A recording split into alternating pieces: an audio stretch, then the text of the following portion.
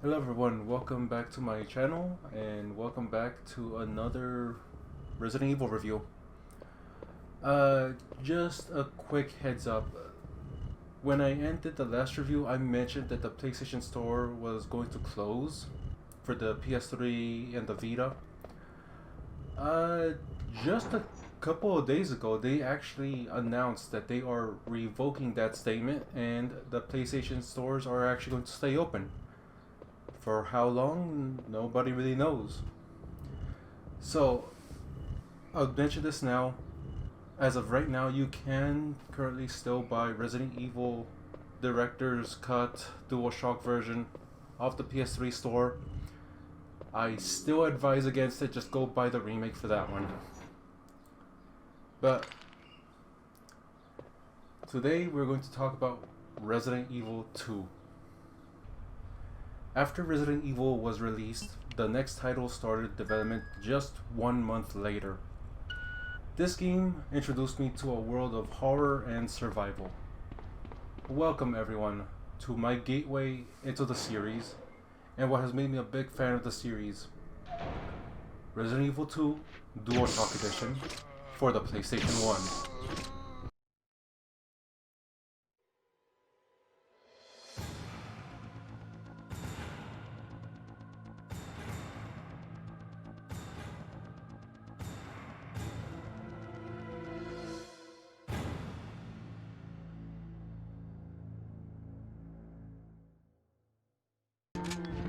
Resident Evil 2 was released on January 21st, 1998 for the PlayStation 1. When the game released, it brought in major sales to the point where it outsold Final Fantasy VII and Super Mario 64. Originally, the series was going to end here, but let's go back a bit. I've already mentioned that development started 1 month after Resident Evil 1 released. The biggest difference here is that the game was going to be a very different one from what we know about it today. One of the biggest differences for the game was the change in how the police station looked.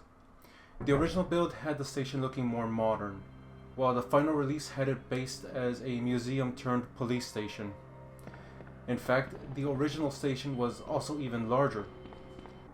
Another big difference was Elza Walker, who was a college student and a motorcycle enthusiast. She ended up completely changed into Claire Redfield, a sister to Chris Redfield from the first title, and is in Raccoon City to look for him.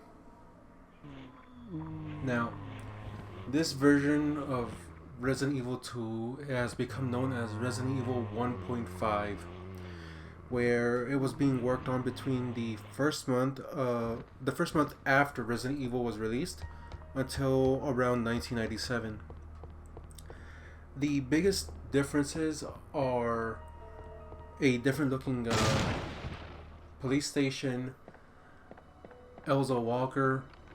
What I myself did not know about until I actually looked it up a bit was that each character was going to have at least 2 extra support characters with them. And wow, there were some big differences. For one thing, the cop was going to be alive. I can't remember his name at the moment. He was actually going to be alive as one of the supporting characters. Ada Wong was changed from what she is now to from a scientist in that version. While with Elza Walker, I don't know how they did this, but it was a quick 180 of changing the chief from being a very supportive character into like one of the biggest villains in Resident Evil 2. And there was like another one I can't remember at the top of my head right now, but like it was gonna be really different.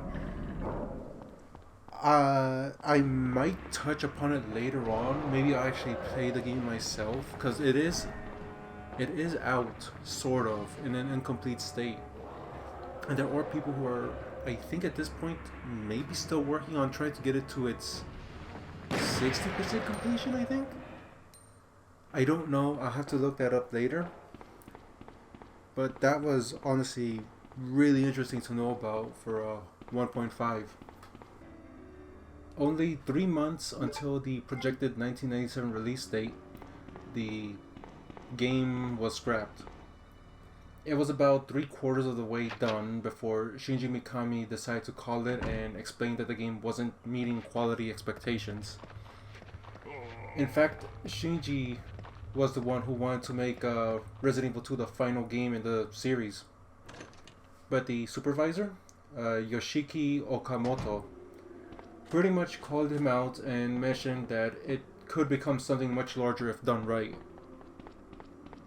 Look at it now. After some time with no progress on the rewrite, Okamoto decided to bring in a new screenwriter by the name of Noboru Sugimura, who was a big fan of the first game's story. In fact, he was the reason that Elza was rewritten as Claire and was made as a connection to the previous game. During this time, other changes and additions were being added to the game. One of the biggest changes was the introduction of something they called the zapping system. I'll go more into full detail later, but it was a 2-disc system where if one thing was done in the first disc, it would affect the second. Another was the change in graphics, making it so more zombies can be on screen. Unfortunately, a few things didn't make the cut, and honestly, I didn't even notice this one until now. Ada Wong, one of the supporting characters for the game, didn't have their movie model done in time, so there's no FMV in the game with Ada in it, outside of a voiceover. There were, again, differences between the Japanese version and the North American version. For one, the game over screen is a lot more violent compared to its Japanese counterpart, and once again, the game was made harder for the North American audience. I guess everyone enjoyed the difficulty of the first one and did it again for the second. 10 months after the release of the original game, a DualShock version was released. Again, this allowed the use of DualShock controllers to be used for the game, and it introduced a new game mode. And it also brought back a different arrange mode compared to Resident Evil 1. The Japanese version of the game also added a USA version mode, which gave them access to the North American difficulty. I got Resident Evil 2 on my birthday, 10 years old, in the year 2000. Hardest game I had during that time, and I could not beat it, could not understand how to play the game during that time. My neighbor actually beat the game a few times, and that's how I actually figured out how to actually play it. It wasn't like I still was a little iffy during that time. I did end up finding out about the infinite ammo cheat code. I don't remember how I found out about it. Maybe... yeah, I think during that time we actually had internet then, so yeah. Found out the infinite cheat code during then. Played it like that for a little bit longer, and it's not until like soon after that I actually started learning how to play it normally. And I could sort of still consistently get A ranks compared to no, I can still get A ranks now, except for this review where I decided to show off something else.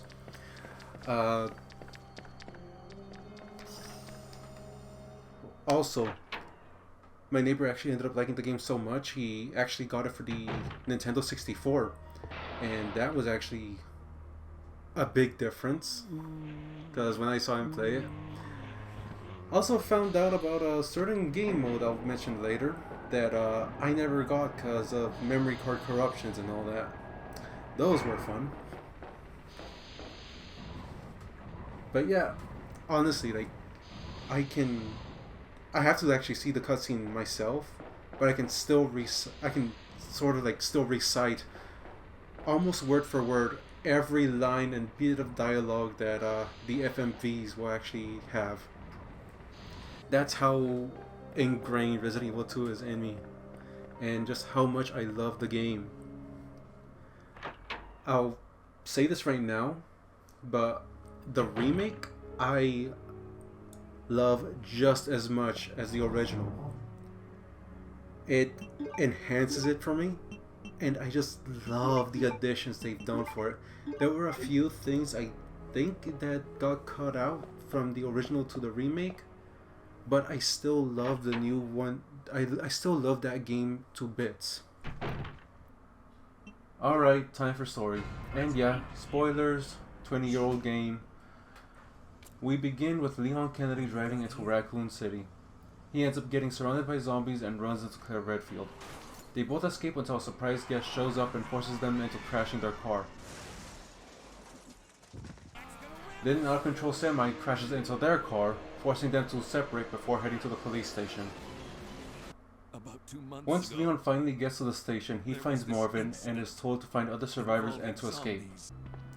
This goes on until we run into Ada Wong, who is trying to find a reporter for a lead towards finding her boyfriend John. Then you meet the reporter who mentions that he knows what's happening, but he won't mention anything. Once we clear the police station, we go back to the reporter who had an unfortunate run-in with the main enemy. With his final breath, he tells us the deal between the chief of police and Umbrella. After dealing with a roadblock, we head into the sewer, meet up with Ada, and then take control of her again in meeting Annette Birkin, the wife of our main enemy, William. After seeing the fight between William and Umbrella, Ada throws Annette off the platform and we switch back to Leon. After a bit of exploring and dealing with the crocodile, we leave the sewers for the chemical plant. A few hallways later and Ada ends up taking a hit.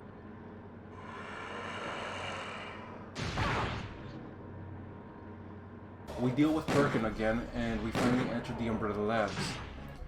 A bit of exploring here, finding the key card and getting the MO disc, we run into Annette one more time. And after a bit of blunt force trauma,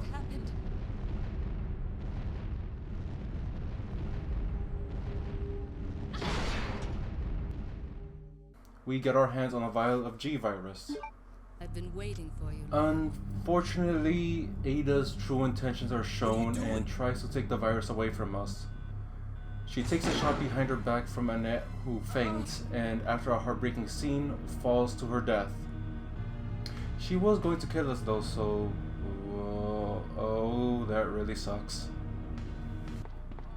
After that moment, we get to the final elevator to escape.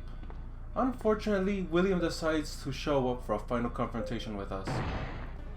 After shoving several shots into him, we escape and get our final cutscene. Well, that was 3 hours of story. So now let's... what's that?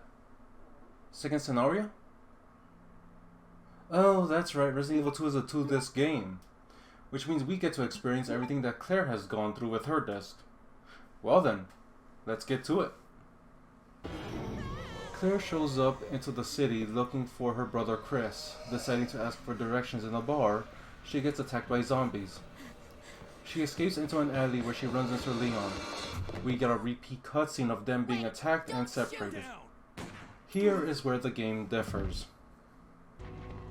Claire has a quicker time getting into the police station, literally just down the street. And she gets to see a helicopter getting shot down and crash into the station. After stopping the fire, she goes into the station, but not before hearing another helicopter close by.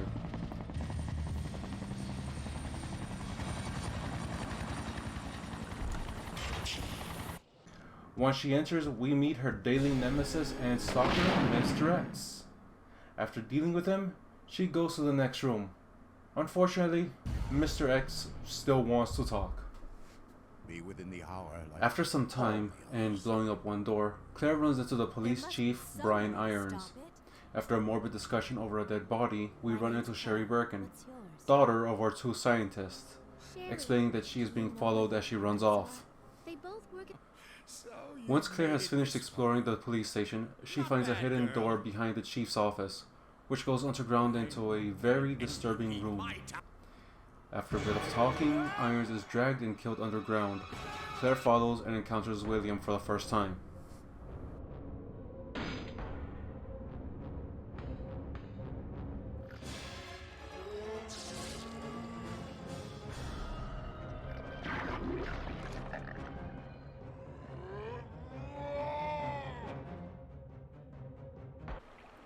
After Claire deals with William, she and Sherry go to the sewers where, once again, they are separated.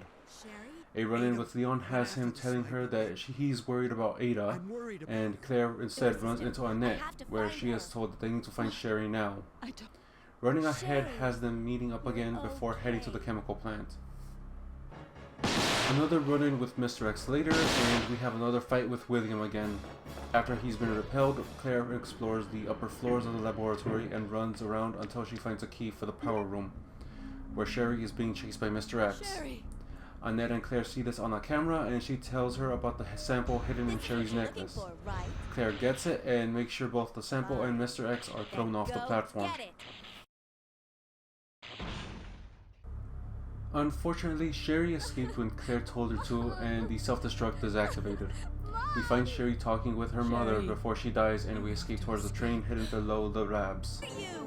One last fight with Mr. X, and some mysterious person handing us a rocket launcher has us finish this fight in the now becoming iconic fashion.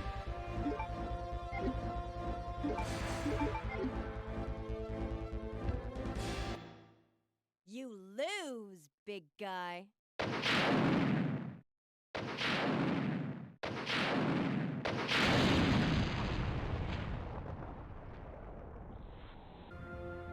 Once the train is powered up, we open the gates and escape on the train, getting one last cutscene. Too bad it's not the end. Claire runs to the back to check what's happening, where we find William deciding to attack one last time. He's soon defeated, and we get the true end of the game.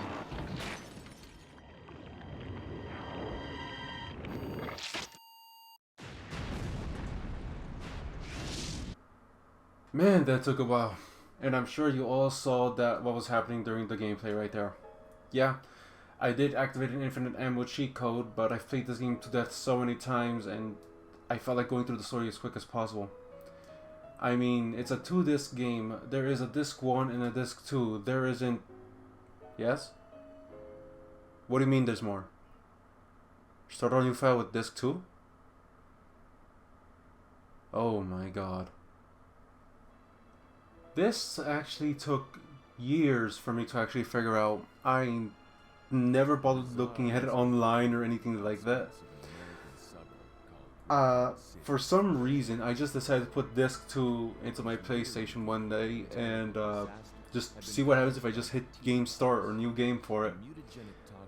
And it was a breath of fresh air, honestly, because like I said, I've beaten Leon A, Claire B scenarios so many times, and honestly, I never really thought about actually, you know, putting disc 2 before disc 1.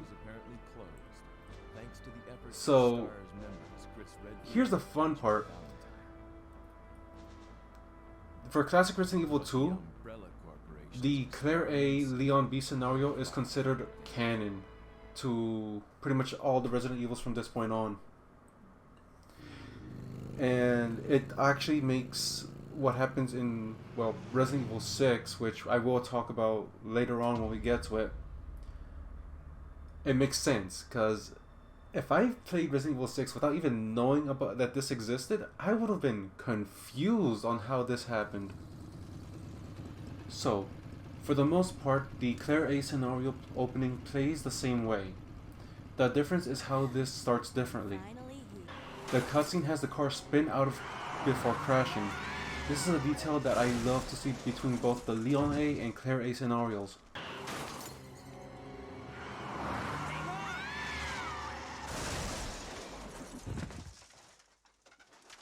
Even the gun shop owner reacts differently. I thought you were one of them. What's going on in this town? Hold on. I don't have a clue. I thought you were one of them. What's going on in this town? Hold on. I ain't got no clue, darling. One of the biggest differences between the A and B scenarios is that Claire A scenario has to deal with the bosses that Leon A had. Also, the differences begin as soon as Claire enters the sewers, where as soon as we lose Sherry, we actually take control of her. It's just a small run, but it ends horribly, especially once we run into Annette, where she tells us more about how the virus is affecting William. Once we finally reach the labs, we actually need to make the vaccine for the G virus, Something I didn't think we would do for years. As soon as the self-destruct begins, Claire tells Leon to get Sherry while she makes it. The boss is again the same as it was for Leon, but the final cutscene is also different compared to the previous playthrough. The Leon B scenario is also just as different. As soon as we have control of Ada, she meets Sherry very early where she drops her pendant.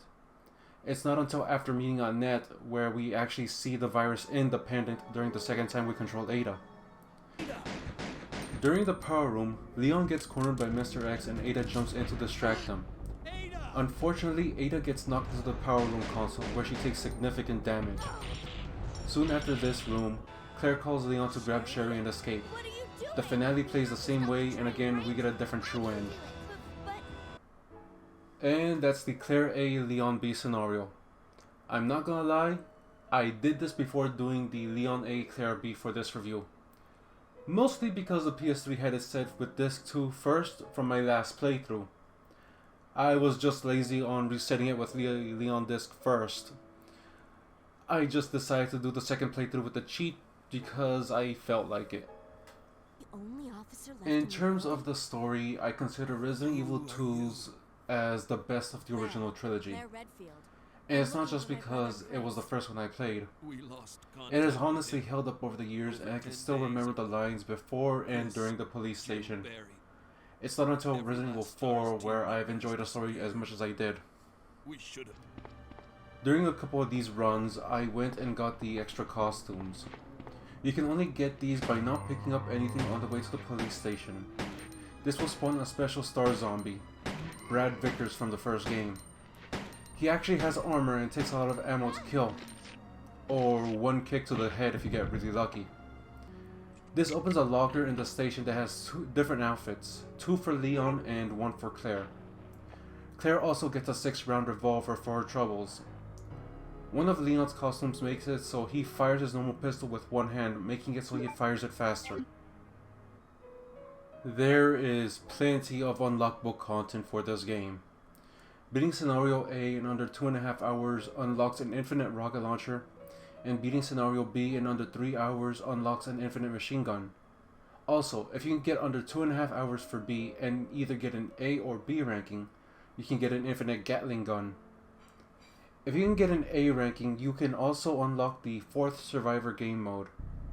Even just beating the game unlocks Extreme Battle game mode. The last unlockable is one that I never unlocked, and the requirement was to beat scenarios A and B for a total of 6 times, and this gets you Tofu Survivor. The easiest of the game modes to unlock is Extreme Battle. And this one actually has you playing either as Leon or Claire in the beginning, with specific loadouts. You can find more ammunition on the way, but the goal is to get from the Umbrella Labs all the way back to the police station and fighting all 4 of the special bombs that are located all over the place. There are 3 levels of difficulty, levels 1, 2, and 3. You beat level 1, you can unlock Ada, and if you beat level 2, you actually unlock Chris with his own Resident Evil 2 model and everything. What's interesting about this mode is that it's actually cut off into 3 sections. As soon as you beat the first section, the game will actually go into this fancy game cleared kind of thing, and it shows you how long it took you to actually beat it and all that. All the enemies are also sort of meshed around. There's different enemies in different locations. This is also the only game mode where you can actually save after, or you can save anytime you find a typewriter. Granted, you are only stuck with the ink ribbons that each character has. The next game mode that you unlock is the 4th Survivor. And this one is actually interesting because it takes that one little cutscene that we see in the middle of the game, and it lets us think, what would have happened if one of them survived? You pretty much play as Hunk, the last survivor, and the goal is to get from the sewers, or like the very beginning of the Leon section of the sewers, all the way to the helipad on top of the police station. You are really limited in what you have here. You pretty much only have what Hunk has in his inventory. It is honestly one of the toughest challenges in both saving your ammunition, saving your health, and knowing how to pick your battles. It has actually been a long time since I even touched the Fourth Survivor game mode, so the gameplay you see now is me being really reckless, and honestly I am rusty at the mode.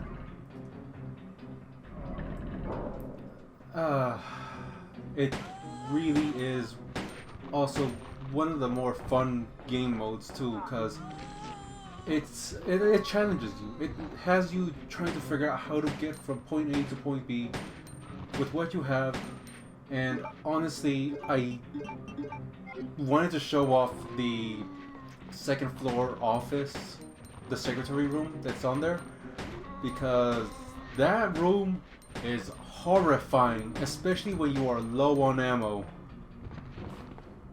The final game mode that I will not be showing off in this review is the Tofu Survivor. To unlock this one, you need to beat the game 6 times pretty much. Pretty much beat Scenario A and Scenario B 3 times each. What Tofu Survivor is you are playing a block of tofu in the Hunk scenario. The biggest difference is that Tofu Survivor only has a knife. Now, from my own memories, I never unlocked this mode. I didn't even know this existed in the PlayStation version, honestly. My neighbor actually had a copy of it on his N64, and I remember that he actually got the mode. And honestly, I didn't know how to unlock it back then. I don't know how he unlocked it. I don't think he even mentioned how he unlocked it. But when he actually let me play that mode, and honestly, it was brutal. Where the Fourth Survivor has you knowing when to pick your fights. In Tofu Survivor, what fights? Seriously, it is 100% brutal. It is pure dedication. The only saving grace you have in Tofu Survivor is that Tofu has a ton of health. And I'm not gonna lie, I am really glad that they brought him back in the remake. And I really like that in the remake you actually see him take actual physical damage. Alright, enough with the extra unlockables. Now it's time for the gameplay. Same as before, this is tank controls, but there are a few differences. For one thing, the previous issue where the game doesn't auto-lock to zombies outside of the camera is now gone. The game is also a bit more lenient when trying to use key items, but let's talk about the zapping system I mentioned earlier. The zapping system is used for things that happen on one scenario to happen on the second. Easy example, the basement armory. In the armory, there is a machine gun and a side pack. You can choose to pick up either one or both in A scenario and leave one or nothing for B scenario. Another example is the biogas in the labs. Activating the gas in A weakens everything, but makes them stronger for B. It's honestly an interesting system for its time. One very useful change in the game is how it handles health. In the first game, you always have to check your inventory to see how your health is. In this game, your character changes how they move and walk around, with Fine having them standing straight, Caution yellow and orange having you holding an arm up your chest, and Danger having you limp and move slower. These are very good indicators in knowing how much health you have and how you're still doing. Granted, you would need to check if you're in Caution yellow and orange. It does bring in a new danger with having low health. Danger leaves you moving slower and limping, so if you need to heal during this state, you need to be even more cautious, especially against the faster enemies. The weapons also differ between scenarios. In Leon's scenarios, he gets the pistol, shotgun, and magnum. The difference between 2 and 1 is that these weapons can be upgraded. The pistol will become the combat handgun, which can be set to either single fire or a 5-round burst. The shotgun becomes the combat shotgun, which has some serious knockback and massive damage. Finally, the Magnum becomes the combat Magnum, increasing the damage just shy of rocket launcher range and giving it the ability to pierce and kill multiple zombies. For Claire, she gets 2 pistols, a bowgun, and the grenade launcher. No upgrades besides the second pistol, which needs something special to unlock, but it's pretty much a Colt revolver, one of the fastest pistols in the game with a small 6-round capacity. The bowgun holds 18 bolts and fires 3 bolts every time, and I swear I think these things home in on things. Finally, we come to the best weapon, the grenade launcher. This is different to the one in the first Resident Evil. The difference? No capacity. This thing can hold 30 rounds of grenade ammunition in it and doesn't need to reload. Of course, there are 2 extra weapons, one for each character. Leon gets the flamethrower, which is given a sizable increase in its range. It just eats all of its ammo so quickly. Claire gets the spark shot, which I just think is a taser set to overdrive and then some. Massive recoil but slow firing. Unfortunately, these weapons don't have ammo physics, so once they run out, they're done.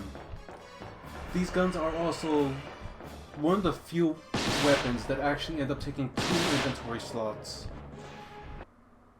Something I should mention is that the DualShock version of Resident Evil 2 comes with 2 modes to start with, normal mode and arrange mode. Normal mode is exactly on the tin, the regular game.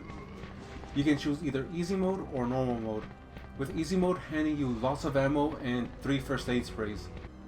Arrange mode is not like its predecessor. Think of it as easy mode for those who think that easy is too hard. This hands you an infinite machine gun at the start, and there is a rocket launcher and Gatling gun in the box. Let's quickly talk about the enemies you face in this game. We have a few returning enemies, the classic zombies, the dogs, and the spiders. They still do the same things as before, but we do have a few newcomers. The first is the Licker, the replacement for the Hunter. These things are horrifying in that these things are skinless and blind, but it doesn't keep them from being deadly. Besides the sharp and large claws they also have a very long tongue that they can use to attack from a long range. The next new enemy is Plant 43, an upgraded version of Plant 42 from the previous game that is mobile. Granted, the mobility is really slow. These things can spit poison and attack with their tentacles, even if they're killed with normal weaponry. They can also grab you and douse you in poison, and if low enough, will decide to go for a large bite. In the previous review, I mentioned I couldn't remember a boss that could be skipped in any of the later games. Well, he's more of a mini-boss, but all of the Mr. X encounters can be skipped if you can time it right, or if you're willing to take the extra damage. But confronting him is still a good thing if you can, because knocking him out grants you extra ammo for your weapons. William, being a constant evolving boss, is one of the most interesting aspects of Resident Evil 2.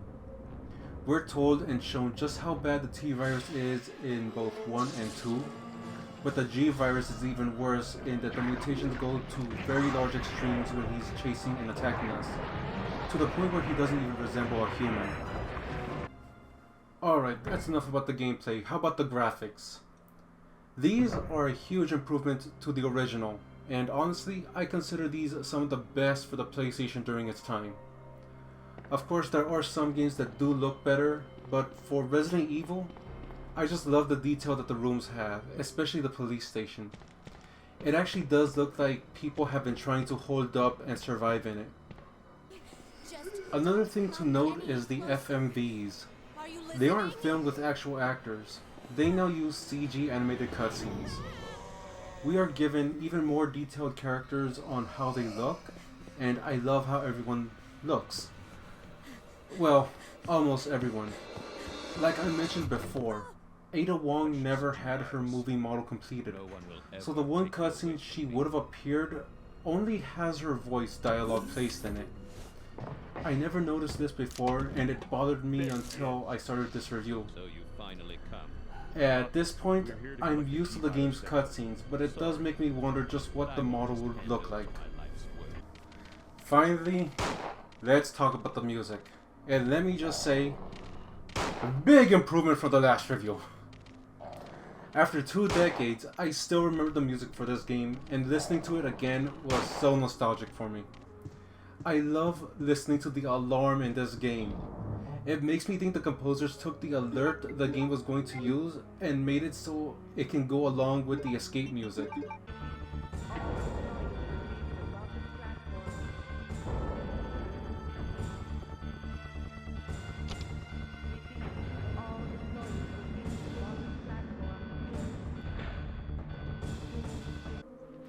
The music still has that creepy, uneasy feeling, and it just fits so well with the whole game.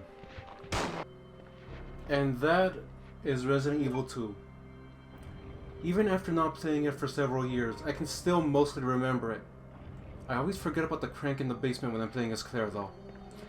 It still holds up for me, even though there is a remake that came out in 2019, and trust me, I love that remake.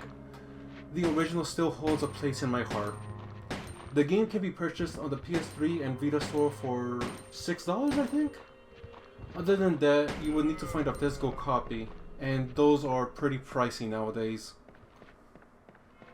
Unfortunately, I didn't mention the different versions of the game out there earlier in this review, like for the N64, the Dreamcast, and the GameCube. I'm going to actually put a link to a video from Lotus Prince. He has a video that shows more detail about the differences for each version of Resident Evil 2, and even shows some that I didn't even know existed. But I think it's time to stop this review right here, because it's going on longer than I thought it would go, and might actually be my longest video yet for a review on this channel. So next review, we're going to go back a little bit before Resident Evil 2, to see how the virus affected the citizens of Raccoon City, with a returning character.